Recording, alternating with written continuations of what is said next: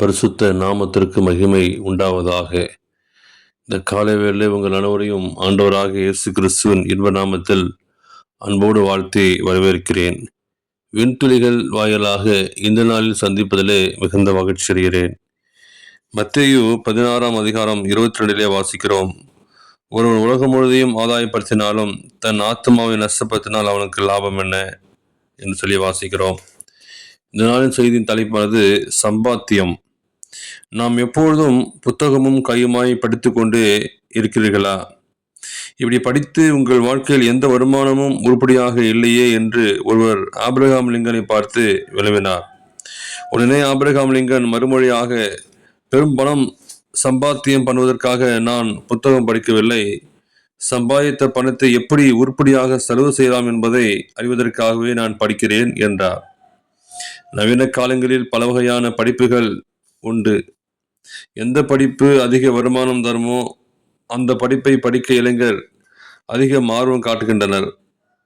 வேறு நாடுகளுக்கு சென்றும் படிக்கின்றார்கள். கல்லூரிகளில் படிக்கும் பொழுதே மாலை நேரங்களில் வேறு படிப்புகளிலும் சேர்ந்து சற்று சான்றிதழ் வாங்கி தங்கள் படிப்பு திறன்களை அதிகமாக்கி நன்கு சம்பாதிக்க தொடங்குகிறார்கள். இன்றைய படிப்பு அல்ல பிரச்சனை, பலவிதமான படிப்புகளில் அல்ல பிரச்சனைகளை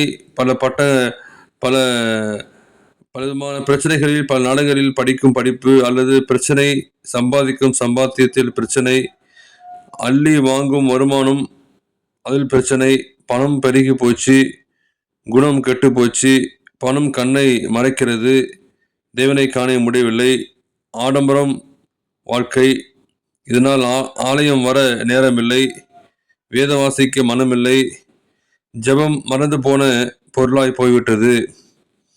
வருமானம் வருவது தவறல்ல, ஆனால் எப்படி அதை கையாளுவது என்பது தான் முக்கியம். பணம் பெருகி கிறிஸ்துவ வாழ்வு சுருங்கினால் இஸ்ரவேலர் மூலமாய் தேவன் ஒரு எச்சரிப்பை தந்தார். தங்களுக்கு இருந்த மேய்ச்சலினால் திருப்தியானார்கள். திருப்தியான பின்பு அவர்கள் இருதயம் மேட்டுமையாயிற்று, அதனால் என்னை மறந்தார்கள் என்று ஓசியாலே வாசிக்கிறோம். இதனை முதலாவதாக நம்மில் தேவனை பற்றி சிந்திப்போம். அத்துடன் தேவ காரியங்களை சிந்திப்போம். அச்சதமான வாழ்க்கையை நாம் வாழும்பொழுது நாம் தேவாதி தேவனை சந்திப்பது நிச்சயமே. நம் வாழ்வின் வேலைகளுக்கு மத்தியிலும் தேவனுக்காய் நாம் பிரசங்கிப்போம். முதலாவது தேவனுடைய ராஜ்யத்தையும் அவருடைய நீதியையும் தேடுங்கள், அப்பொழுது இவையெல்லாம் உங்களுக்கு கூட கொடுக்கப்படும். ஆகையால் நாளைக்காக கவலைப்படாதிருங்கள், நாளைய தினம் நம்முடையவர்களுக்காகவே கவலைப்படும், அந்த நாளுக்கு அதன் பலன் போதும் என்று சொல்லி நான் வாசிக்கிறோம். இந்த நாளின் செய்தியை கேட்டு உங்கள் ஒவ்வொருவரையும் தேவன் தாமே ஆசீர்வதிப்பாராக. ஆமேன்.